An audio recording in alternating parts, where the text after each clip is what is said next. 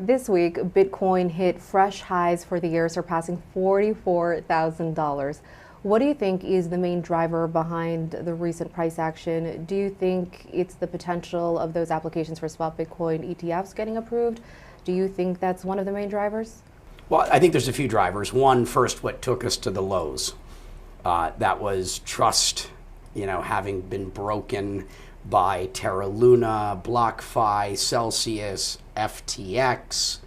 And, when trust erodes, things come down. And so we had to go through that sort of process of correction and then eventually faith restoring as people remember the underlying premise that this technology is real and it works, and that new and better stewards and custodians will rise to fill those places where others have fallen.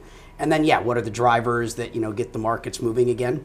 Clearly the ETF is something that everyone's excited about the prospects of the public being able to access it, which is less so much that as it is institutions that due to their charters may not be able to buy crypto. Their charters require, custodial sort of services. It may have to be certain public markets, exchange, whatever. And so the ETF should open the market to real institutional buying, which I think is what people are excited about. And then, eventually markets can only stay down so long before even those that have been sitting on the sidelines holding dollars, eventually want to dive back in. I mean, one of my friends runs one of the biggest institutions. I'm like, why weren't you managing all my money? He sold everything at the top and they bought everything back in at the bottom. It's like, wow, clearly I'm not the best trader, but some people, time markets very well. So do you think this positive momentum will continue into 2024? Bernstein predicts that Bitcoin will hit $150,000 in 2025. Do you see that happening? Well, I mean, if you look at the historical cycles, when we eventually get into one of these real bull runs, and this is looking like it, it looks like Christmas has come early. Well, actually, let's say beginning of Hanukkah. We'll credit this one to Hanukkah. The crypto community is going to be very happy, and the kids will hopefully all be receiving better gifts, more joy. And so I think that this is looking like a very real bull run. This doesn't feel like, I think that this is the next one. And every time we find ourselves in one of those bull runs, we do find all-time highs. And if it usually happens, it blows the roof off.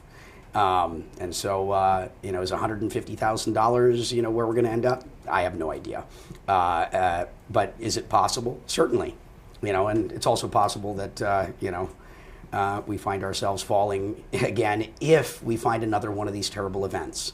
If another, call it bad actor, has done something that causes a major loss for the industry. These are the things that ultimately chill the markets and stop whatever momentum. But we've got momentum on our sides right now. Wind is at the market's back, and hopefully it takes us all the way through the holidays into next year with an all-time high, and God willing, $150,000 Bitcoin.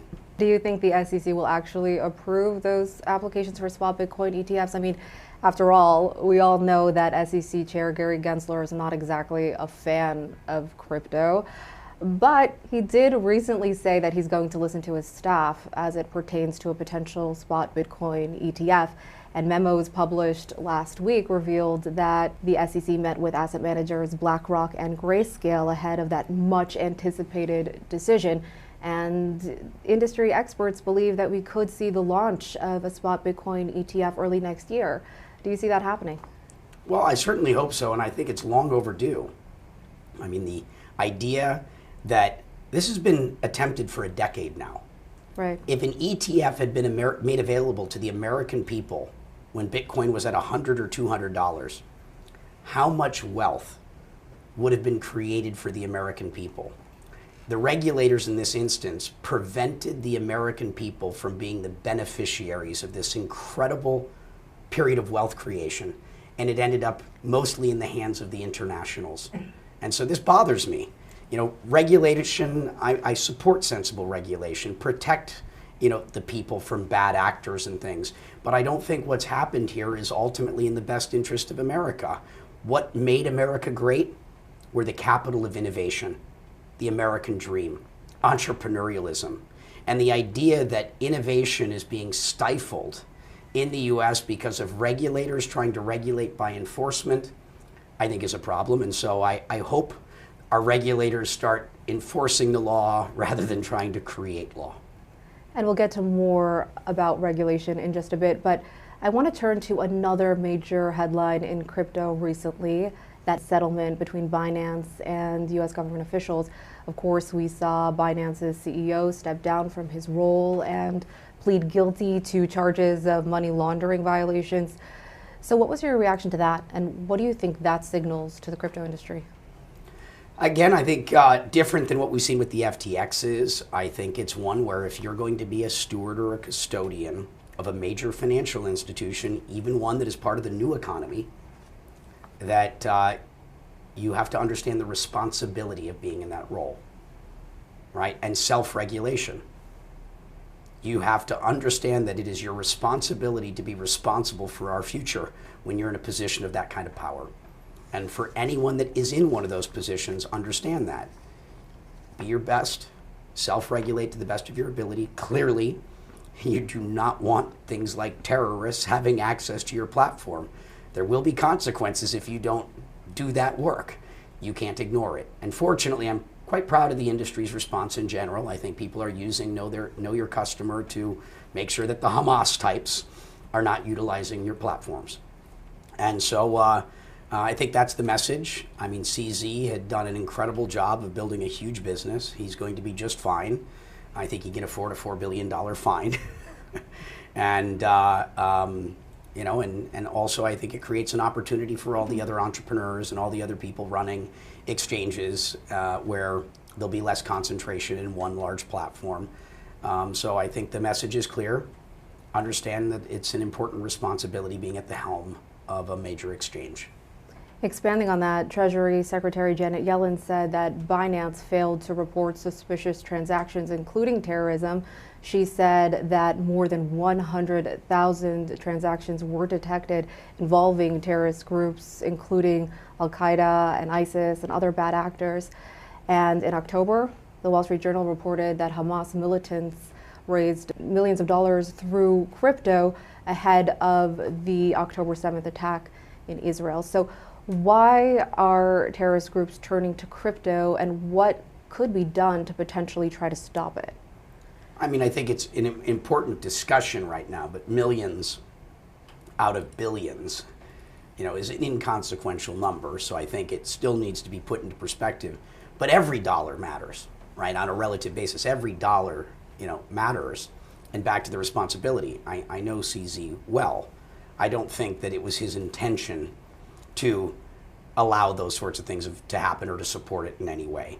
You know, this is where being an upstart is difficult.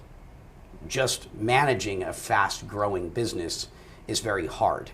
You know, a business that's expanding rapidly and things fall through the cracks, accidents happen, perhaps you weren't, you know, doing certain things as well as you could. That's part of being young. You know, whether it be us individually or organizations, you know, it's similar. But that is, again, the responsibility. You know, when you have that kind of business, it's important that you're doing everything you possibly can and self-regulating. So it's something that everybody needs to be vigilant when attending to it. And bad actors are always going to look for every new tool available. You know, traditional finance is still the primary mechanism by which all this stuff is funded. You know, billions of dollars of aid that was given to Palestine that wasn't used for schools, you know, wasn't used for healthcare. It's, you know, it's an unfortunate reality. And what's going on there is clearly not just a Hamas issue. There's other organizations in the north and much further east, you know, that are, I mean, this is a real problem. And, you know, I'm someone that is, you know, clearly a major advocate for peace. You know, how do we find peace? And then, you know, how do we work through our differences? We share one planet. We ultimately all have to get along because we're going to win or lose together. And I think we'd all prefer to win. Now, I do want to note that the Wall Street Journal reported in October that Tether, which you co-founded, has been used allegedly by Hamas and other bad actors, including drug dealers and sanctioned Russians. So what was your reaction to that? Well, the reaction is, of course, bad things are going to happen. I was in the payments business. I was probably instrumental in the launching of Alipay long before Bitcoin, PayPal's largest merchant, my company for years. And so A lot of people have been like, what do we do with all this credit card fraud on the internet? How do we stop that? I said, I have a solution. I can ensure that you will have zero fraud on your platform. They're like, what? How? I said, stop taking transactions. They're like, well, that doesn't work. I go, of course. It's called, you can't stop everything, but you have to be vigilant to a point that you can mitigate as much of it as possible while still keeping your store open, right? Life is filled with risk. How do you manage it? And so I think that what I've seen in terms of the reaction is an attempt to be responsible, to work with the necessary authorities so that collaboration and good communication can occur to mitigate risk as best you can. And so, it's a young industry. They don't have all the experiences of the JP Morgans, and the Wells Fargos, which, by the way, if you look at their track records, plenty of fines and a lot of things that have happened at every financial institution. When you're in the business of moving money, money will be used for bad things. Hopefully as a very small percentage, just like credit card fraud. And so as long as those that are running these businesses are doing the right thing to the best of their abilities and working with the right people, the right organizations, government, et cetera, law enforcement, my reaction is, it's not what happened. Obviously things are going to happen. It's what do you do about it? Do you take accountability? Your responsibility is to be responsible. And so on the surface, it looks like they're being responsible, and I hope they continue to be so. Now, turning back to regulation, you spend a lot of time in DC. The last time you were on the show here on Crypto World was back in June. And the very next month, we saw some regulatory advancements. In fact, the stablecoin bill and the Fit for the 21st Century Act, which establishes a crypto framework, advanced in the House. What was your reaction to those advancements, and do you think that those bills will actually become law? Well, I have conversations in Congress with about these topics. I walk the middle path, right? I'm not an extremist on either side. I recognize the role of, call it the incumbent in the legacy world, as well as I understand the role of new things. And ultimately, you're trying to find balance where the old and the new can win together. And it requires good translators. And so one of my jobs is I translate. I sit between worlds and help people understand each other to find compromise and a unified path forward. And so regulation, like technology, it's all amoral. It's neither good or bad. How we use it determines the impact it has, in the same way that electricity can be used to make an electric chair or a blanket. It could be something that helps you or something that hurts you. And regulation is no different. You can have bad regulation or you can have sensible regulation. And it's important that you're part of the conversation. Most of Congress is not an expert in this stuff. They're generally not an expert in innovation. And it's not to be expected that they would, which is why it's important that people show up and provide education. If you want your legislators to pass good laws, you need to educate them so they can. And so I spend a lot of my time helping people understand what it is, and why it's important to our future, so that we get an outcome that ultimately works for us. Do you think that the stablecoin bill and the Fit for the 21st Century Act will actually get passed? Representative French Hill, who is the vice chair of the House Financial Services Committee and the chair of the Digital Asset Subcommittee, predicts that it will in fact pass early next year. Can you see that happening? Well, it's an election year. Right. The elections are November the 5th, 2024. And so, to predict what's going to pass after an election, I'm not that good yet. We're in an election year, so and you have a split House and Senate, so I'm not sure what's going to happen. Clearly, I think the future is a nonpartisan issue. I don't think the future should be partisan. I don't think that partisan politics should get in the way of the future. And so hopefully, we do the right thing and we can learn how to work together again. Like a lot of things that, seem kind of sensible and critical. But yeah, I don't want to make a prediction, prior to seeing the election results. Depending upon what happens, clearly, things might happen. And depending upon, again, election results, I think, are going to determine what happens next year. Fair enough. Well, in the absence of a crypto framework here in the US, we have seen a lot of enforcement action from regulators, including the SEC and the CFTC. In fact, the SEC recently charged Kraken for allegedly operating as a securities exchange without registering with the regulator first. Do you think that we will see more enforcement action like this into 2024, or do you think that regulators like the SEC might slow down? I know you mentioned last time we spoke back in June that this is, quote, problematic. You mentioned it again today. So I'm wondering, what's your take on all of this? Do you see it continuing in full force in 2024? Yeah, so we've talked about how the American people have missed out on one of the greatest wealth creations in history due to how we've been regulating. The other one is a lot of America's top entrepreneurs have been leaving.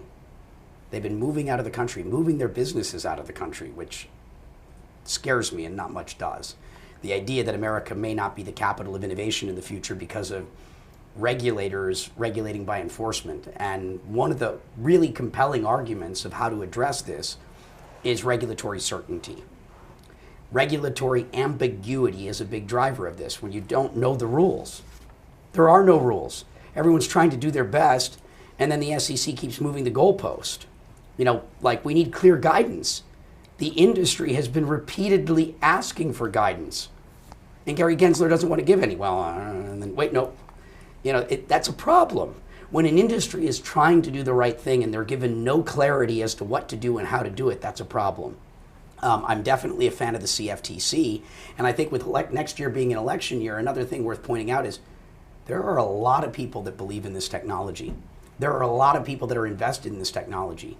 The biggest institutions are invested in this technology. The leading innovators are invested in this technology, and for a lot of them, they're single-issue voters. They're Democrats, they're Republicans, and they're everything in between. Single-issue voters. And so I think a big thing that will determine what happens here is going to be the election. And let's see candidates that have taken their position on the future, right? Are they in favor of the future? Do they believe in innovation? Do they support America continuing to be the capital of innovation? And will voters show up and vote that way? Because most of the people I know in crypto are willing to vote Democrat or Republican. They're single-issue voters because they believe the future matters, and they want to make sure that we're a part of it. So with all the regulatory advancements in other regions around the world, like Singapore, Dubai, Hong Kong, the UK, and the EU, what will it take for the US to catch up? Is it too late for the US to catch up? No, it's never too late for the US. We are still the capital of innovation, despite all of the actions that have, negatively impacting us. We're still the United States. What is America's greatest asset? The American people, and the ingenuity that comes from the American people. The Americans are still the greatest inventors, the greatest creators in the world. Where do most of the great ideas still come from? Here. And the reason why is the American dream. It's because it's a place where if you fail, you can get back up again.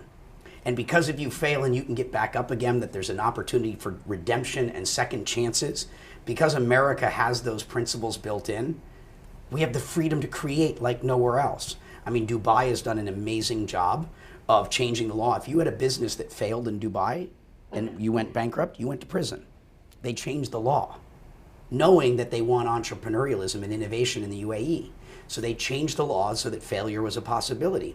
Most of the world does not forgive failure, and therefore people don't take the chance. And so it's in our culture, it's so ingrained, even if our government screws up for a while, you can't change what's in our DNA. So it will take a while. So don't count America out, no matter how far behind we are. I love the optimism, and it certainly will be interesting to see if that does in fact transpire, if the US can in fact catch up. It just requires the right leadership. We'll get to that in just a second, but you're here in New York right now. And one of the things you were doing while you're here was speaking at the UN. One of the topics, I understand, was crypto. Can you take us through that discussion? So I took a role in the United Nations earlier this year, but I've also had my own organization for a couple of years now, a few years, the United Council of Rising Nations, which is a very narrow part of what the UN does, which is I talk to world leaders about innovation. Innovation is a tool for transformation, so unicorn.org. In the same way that tech startups can be unicorns, so can nation states. What made America great? Innovation. Look at Israel. It is a startup nation. And so the idea is if companies can be unicorns, why can't nation states? All you have to do is embrace the future and say yes to innovation. And so my speech in the United Nations yesterday was around at the inaugural event around inter-university, right? How do universities and education come together? How do we educate the next generation, empower them with the tools and education necessary to be successful?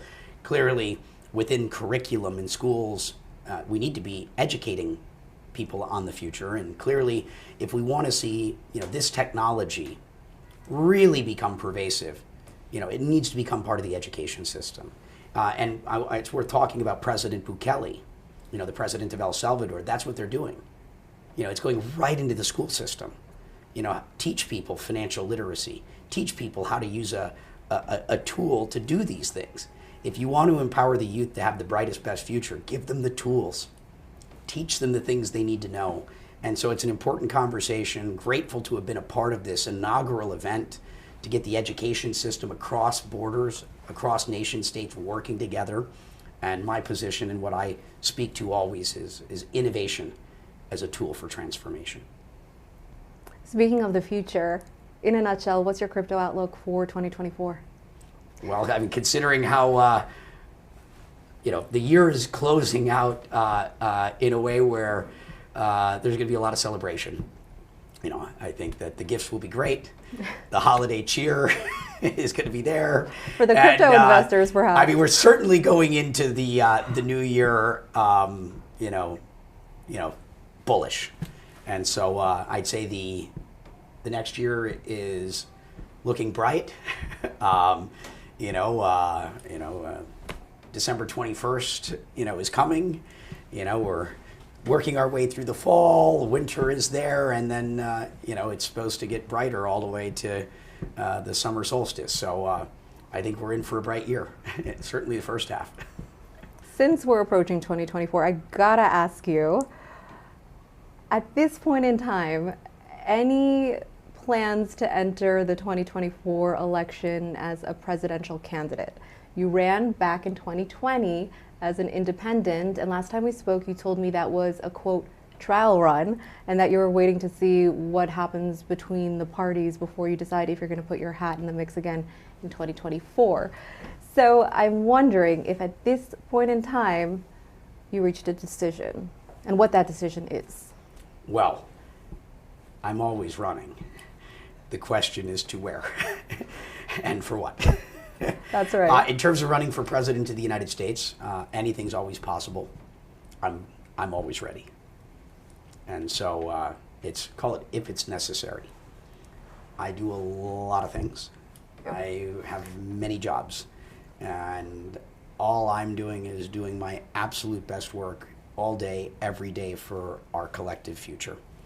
As a father and as someone who cares deeply about our world.